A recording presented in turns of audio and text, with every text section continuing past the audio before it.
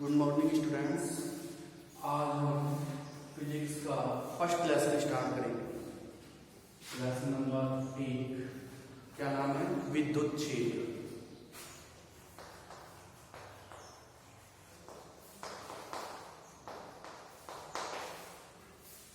Lesson 1 start करने से पहले हमें सबसे पहले स्थिर वैद्युतिकी के बारे में पता होना चाहिए कि स्थिर वैद्युतिकी है क्या। क्योंकि जो भी विद्युत क्षेत्र में जो भी हम टॉपिक पढ़ेंगे सारे के सारे किससे रिलेटेड है? स्थिर वैद्युतिकी से संबंधित है। तो हमारा सबसे पहला टॉपिक है स्थिर वैद्युतिकी।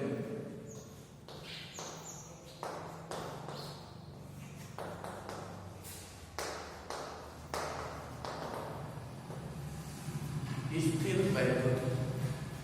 अब देखिए इसकी परिभाषा कैसे बनेगी। जैसा कि नाम से ही दिखाई दे रहा है, स्थिर प्लस में वैद्युतिकी। जब इसका संधि विच्छेद करेंगे तो क्या होगा?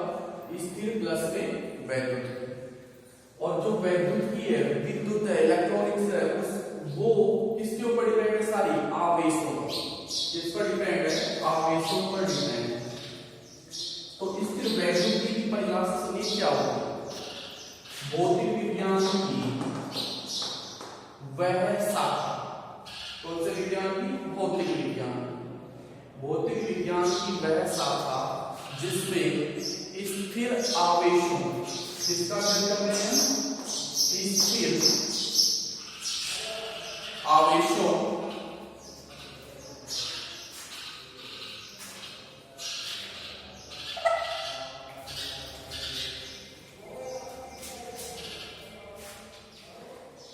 भौतिक विज्ञान की वह शाखा जिसमें स्थिर आवेशों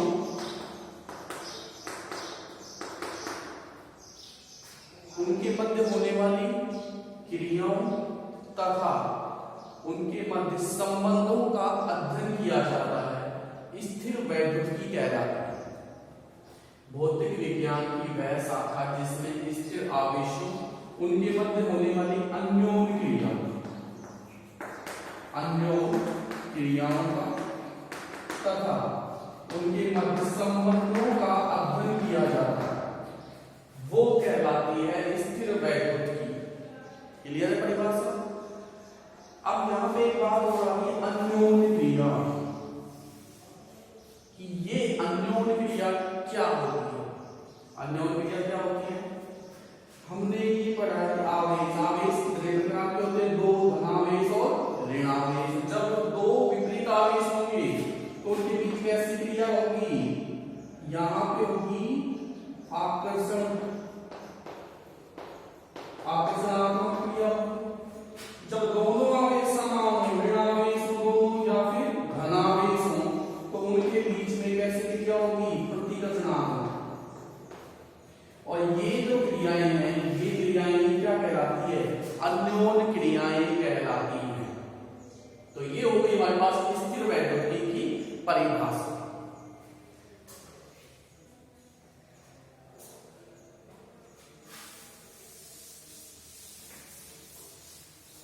नेक्स्ट हमारा टॉपिक है विद्युत आवेश।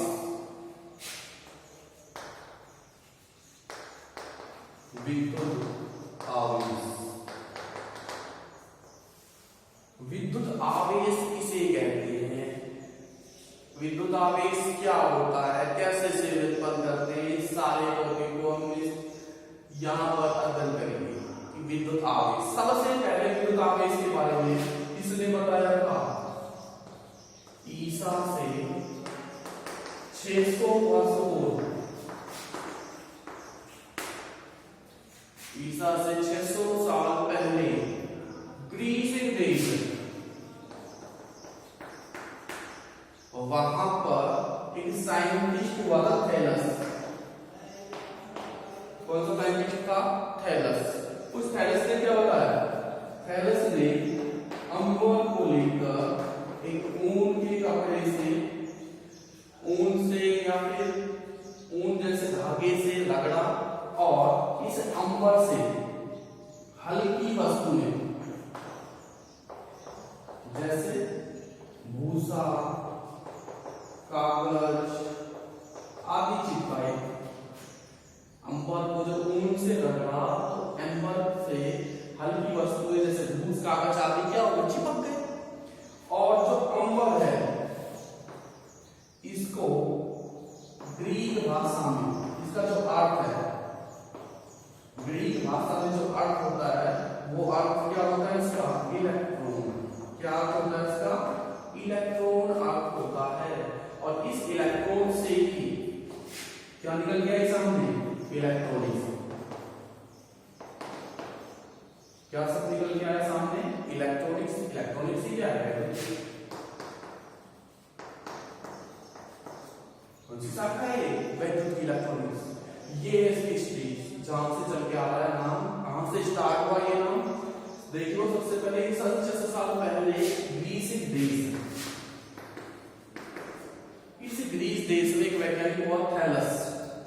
थैलस ने क्या बताया कि जब एम्बर को ऊन या रेशमी कपड़े से रगड़ा तो एम्बर से हम हल्की वस्तुएं जैसे भूसा, कागज या फिर कोई वस्तु जो काफी हल्की हो उनको हम इस एम्बर से चिपका सकते हैं, इसकी चिपक जाती है।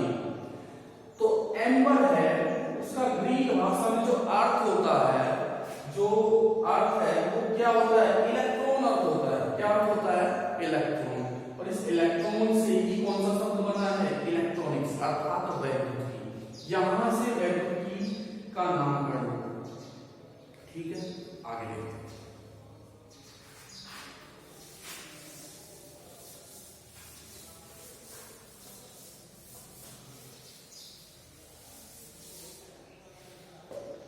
ये हम जो आवेश पढ़ते हैं, आवेश किसे कहते हैं की बजाय आवेश कितने प्रकार के होते हैं ये ज्यादा प्रचलित है। हमने जहां पर भी पढ़ा है यही पढ़ा है कि आवेश कितने प्रकार के होते हैं, आवेश 2 प्रकार के होते हैं। हमने कहीं पर ये नहीं पढ़ा आवेश किसे कहते हैं, पढ़ा है क्या, नहीं पढ़ा। तो ये जो आवेश है इसकी कोई वैज्ञानिक परिभाषा नहीं है, वैज्ञानिक परिभाषा नहीं। आवेश किसे कहते हैं कि बजाय हमने यही पढ़ा है आवेश कितने प्रकार के।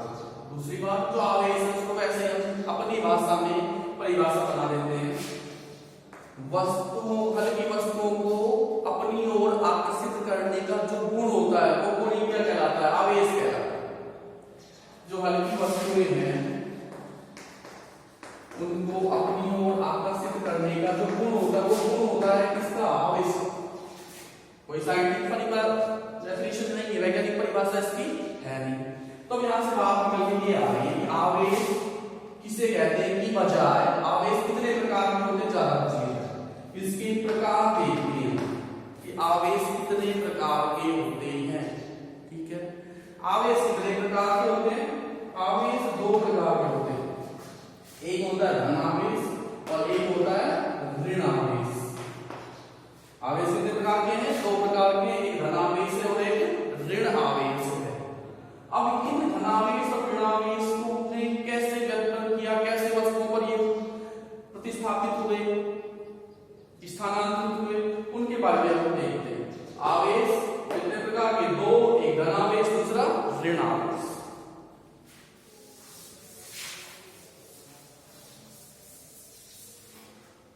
देखिए अब क्या प्रोसेस हुई, हमने अनावेशी या निरावेशी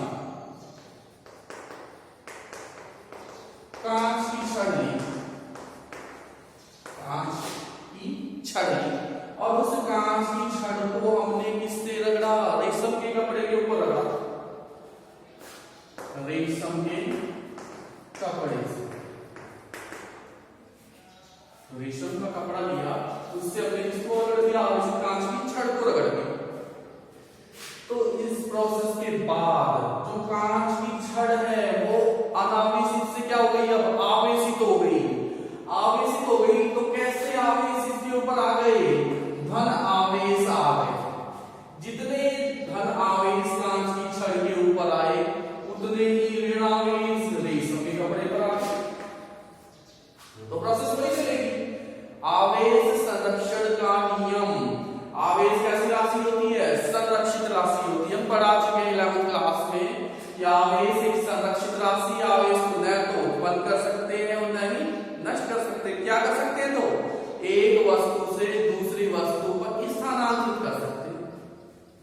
कांच की छड़ पे तो कितने धनावेश, जितने धनावेश स्थानांतरित हुए उतनी संख्या में रेशम के कपड़े पर ऋणावेश स्थानांतरित हो जाते हैं। तो दोनों एक दूसरे का क्या कर देंगे, कैंसिल आउट कर देंगे और लास्ट में भी जो आवेशों की कुल संख्या होगी वो कितनी आ जाएगी, 0 आ जाएगी। प्रारंभ में भी 0 थे और बाद में भी कितने हैं, 0 हैं। तो यहाँ पर हमने जो प्रयोग किया, क्या किया, निरावेशित कांच की छड़ को रेशम के कपड़े से रगड़ा, जिस वजह से जो कांच की छड़ है वो आवेशित हो गई और कैसा आवेश आ गया उसके ऊपर, धनावेश, और रेशम के कपड़े पर कैसा आवेश आ गया, ऋण आवेश। ऐसा ही दूसरा प्रयोग किया, एबोनाइट, सुना होगा नाम, एबोनाइट की छड़ ली और किससे रगड़ा हमने उसे, बिल्ली की खाल से, किससे रगड़ दिया, बिल्ली की खाल से रगड़ दिया। वही प्रोसेस होगी, एक पर धनावेश एक पर ऋणावेश आएगा, जो एबोनाइट की छड़ होगी उस पर कैसा आवेश आएगा, इसका ऋण आवेश आ जाता है, और जो बिल्ली की खाल है उस पर कैसा आवेश आ जाता है, धन आवेश आ जाता है। तो इस प्रकार से हम कांच की छड़ को तो कैसा आवेशित, धन आवेशित कर सकते हैं और एबोनाइट की छड़ को ऋण आवेशित कर सकते हैं। आ गया इतना समझ में, आगे चलते हैं। अब हम यहाँ पे आवेशों के बीच में जो अन्योन्य क्रिया होती है उससे संबंधित एक प्रयोग करते हैं। क्या प्रयोग करते हैं, एक हमने स्टैंड लिया, यही है स्टैंड, और इस स्टैंड पर धागे की सहायता से एक कांच की छड़ लटका दी, और ये कांच की छड़ कैसी है, धन आवेशित। ये स्टैंड, ये कांच की छड़, किसकी सहायता से, धागे की सहायता से, ये है धागा, ठीक है ना। अब क्या करते हैं, एक और लेते हैं दूसरी छड़, इस बार कैसे छड़ लेंगे, ऋण आवेशित एबोनाइट की छड़। कैसे छड़ लिए इस बार, ऋण आवेशित एबोनाइट की छड़ लेते हैं। जब इस छड़ को, एबोनाइट वाली छड़ को हम इस कांच की धनावेशित छड़ के पास ले जाते हैं, इसकी तरफ लेकर जाते हैं, तो ये जो छड़ है इसकी ओर आकर्षित होती है, अर्थात अपनी ओर आप खींची चली जाती है इसके पास। तब क्या निष्कर्ष निकालते हैं, कांच की छड़ पर कैसा आवेश था, धनावेश, एबोनाइट की छड़ पर कैसा आवेश था, ऋणावेश। तो दोनों पर आवेश कैसे हैं, विपरीत आवेश है, दोनों पर कैसे आवेश है, विपरीत आवेश है। तो क्या कह सकते हैं हम, विपरीत आवेश परस्पर एक दूसरे को आकर्षित करते हैं। क्या करते हैं, आकर्षित करते हैं। आगे समझ में कि जो विपरीत आवेश है, धनावेश ऋणावेश, ऋणावेश धनावेश, परस्पर विपरीत हो गए। जब इनको एक दूसरे के पास लेकर आते हैं तो इनके बीच में अन्योन्य क्रिया होगी, और उस अन्योन्य क्रिया की वजह से ये एक दूसरे को क्या करेंगे, एक दूसरे के पास आएंगे, अर्थात एक दूसरे को आकर्षित करते हैं। पहला प्रयोग हो गया। ऐसे ही हम एक दूसरा प्रयोग करते हैं, वही स्टैंड और धागे की सहायता से हमने लटका दी धनावेशित कांच की छड़, लटका दी। अब दूसरी भी हम क्या कर रहे हैं, धनावेशित कांच की छड़ लेकर जा रहे हैं इसके पास। जब इस छड़ को इसके पास लेकर जाते हैं, इसके पास लेकर जा रहे हैं, ये भी धनावेशित ये भी धनावेशित, दोनों पर आवेश कैसा हो गया, समान हो गया। तो समान आवेश होने की वजह से ये छड़ इससे थोड़ी दूर जाती है, दूर की ओर हटती है। क्या निष्कर्ष निकला, जो समान आवेश है, पहले पर भी समान आवेश और दूसरे छड़ पर भी कैसे आवेश है, समान आवेश। समान आवेश एक दूसरे को प्रतिकर्षित करते हैं। क्या करते हैं, प्रतिकर्षित करते हैं। क्लियर।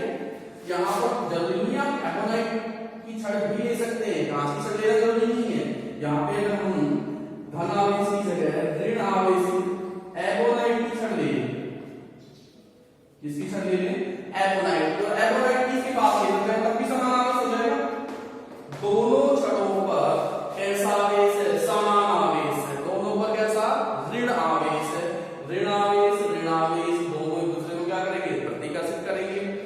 वजह से दोनों छड़ें एक दूसरे से क्या होती है, दूर हट जाती हैं। तो क्या निष्कर्ष निकलता है, समान आवेशों के मध्य जो अन्योन्य क्रिया होती है, समान आवेशों के मध्य जो अन्योन्य क्रिया होती है उसकी वजह से क्या करते हैं, एक दूसरे को प्रतिकर्षित करते हैं। क्लियर है? नेक्स्ट हेडिंग है हमारी वस्तुओं को आवेशित करने की विधि।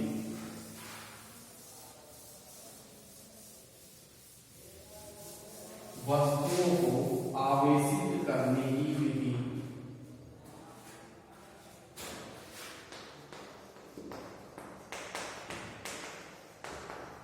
वस्तुओं को आवेशित करने की विधियां, कितने तरीके से वस्तुओं को हम आवेशित कर सकते हैं। सबसे पहले इसके प्रकार बताते हैं। कितने प्रकार से कर सकते हैं हम, 3 प्रकार से किसी भी वस्तु को हम आवेशित कर सकते हैं। नंबर 1 घर्षण द्वारा, जो भी अभी हमने पढ़ा है। नंबर 2 चालन द्वारा या जिसे कहते हैं स्पर्श द्वारा, स्पर्श करा दें उसे। और नंबर 3 है प्रेरण द्वारा, प्रेरण। ठीक है, तो कितने प्रकार से किसी वस्तु को हम आवेशित कर सकते हैं, 3 प्रकार से कर सकते हैं। पहला घर्षण द्वारा, दूसरा चालन द्वारा, नंबर 3 प्रेरण द्वारा। कैसे प्रोसेस होती है वो देखिए। सबसे पहला लेंगे हम आज घर्षण द्वारा किसी वस्तु को कैसे आवेशित करते हैं। देखिए नंबर 1,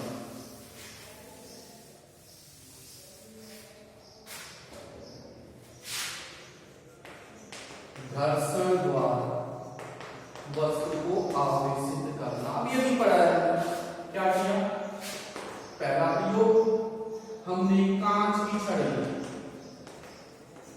कांच की छड़, कांच की छड़ कैसी है, यहाँ पे अनावेशित निरावेशित है, कोई आवेश नहीं है छड़ के ऊपर। इस छड़ को हमने किससे रगड़ दिया, रेशम के कपड़े के साथ। रेशम का कपड़ा लिया हमने, कांच की छड़ को किससे रगड़ा हमने, रेशम के कपड़े से रगड़ दिया। तो इस पर कैसा आवेश आ जाएगा, ये धनावेशित हो जाएगी। अर्थात इस पर कैसा आवेश आ गया, धनावेश। रेशम के कपड़े पर कैसा आवेश आ गया, ऋण आवेश आ जाता है।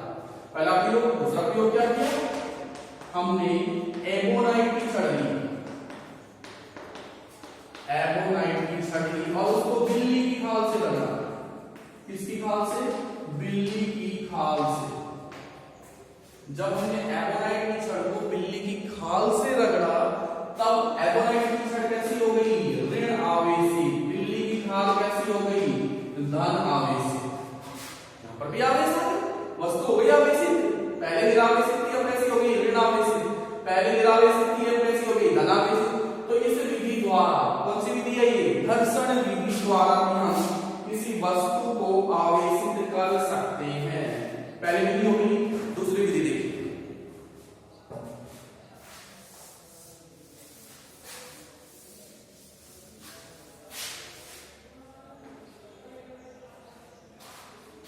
नंबर 2 चालन द्वारा या स्पर्श द्वारा। देखिए इसमें क्या होगा, हमने कोई निरावेशित चालक गोले इसको कुछ चालक स्टैंड के ऊपर रख दिया, नाम दे दिया ए। कैसा है, निरावेशित। दूसरा, इस पर हमने एक कुचालक स्टैंड के ऊपर धन आवेशित चालक गोला रख दिया, नाम दे दिया भी। 2 गोले हैं, एक अनावेशित, निरावेशित कोई आवेश नहीं है, दूसरे पर आवेश कैसा है, धन आवेश है। ये प्रोसेस दोनों चालक गोलों को एक दूसरे से स्पर्श करा देते हैं, ए को और बी।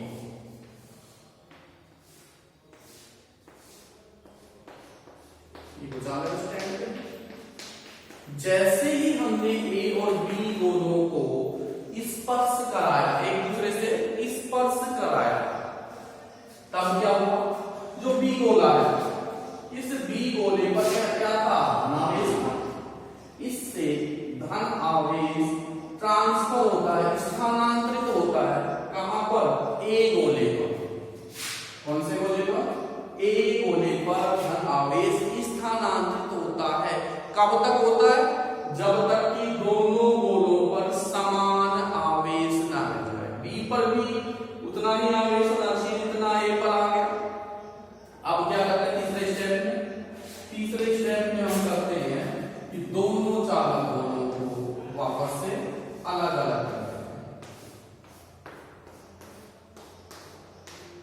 इस पर भी क्या आ गया? धनावेश आ गया। और इस पर भी क्या आ गया? धनावेश आ गया। तो इस प्रकार से हम अनावेशित ए गोले को भी क्या कर दिया हमने? इस प्रकार से आवेशित कर दिया। तो कैसा आवेश आ गया? इस पर धन आवेश आ गया। और ये प्रोसेस, ये प्रक्रिया क्या कहलाती है? चालन द्वारा या स्पर्श द्वारा आवेशन। तीसरी विधि कौन सी है? प्रेरण द्वारा। कौन सी विधि देखेंगे? प्रेरण द्वारा। अर्थात प्रेरित करना।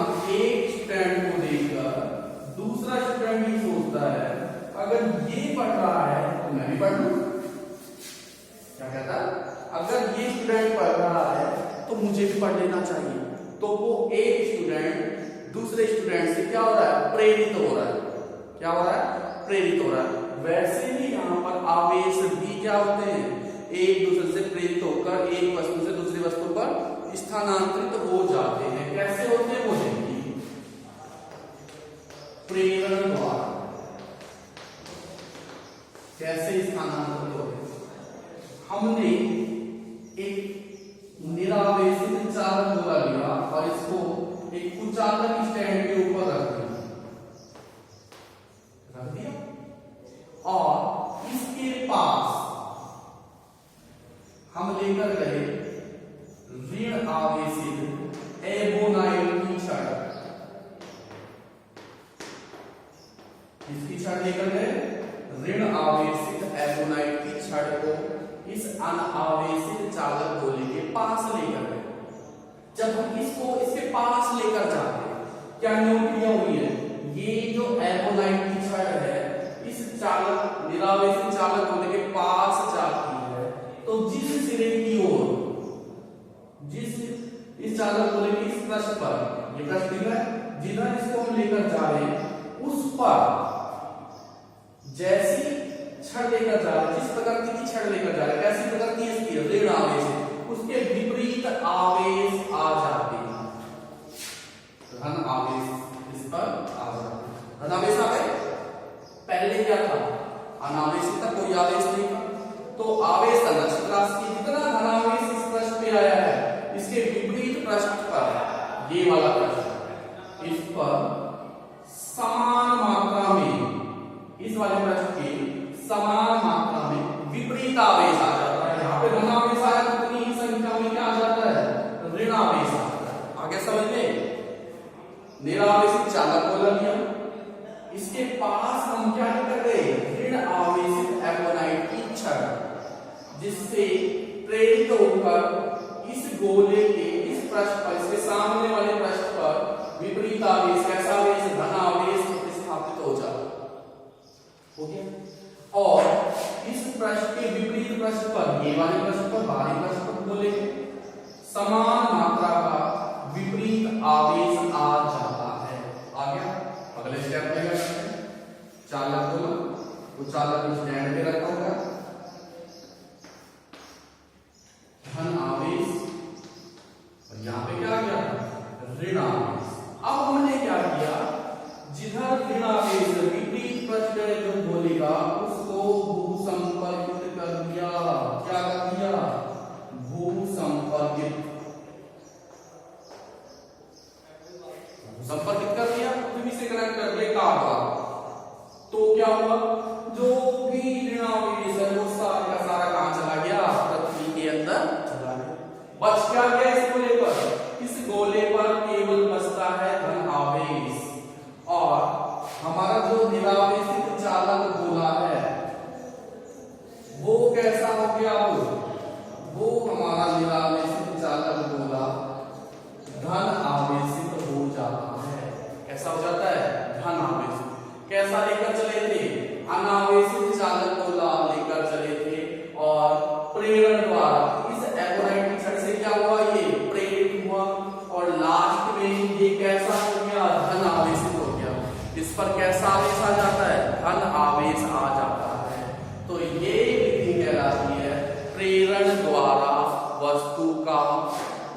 आवेशित होना,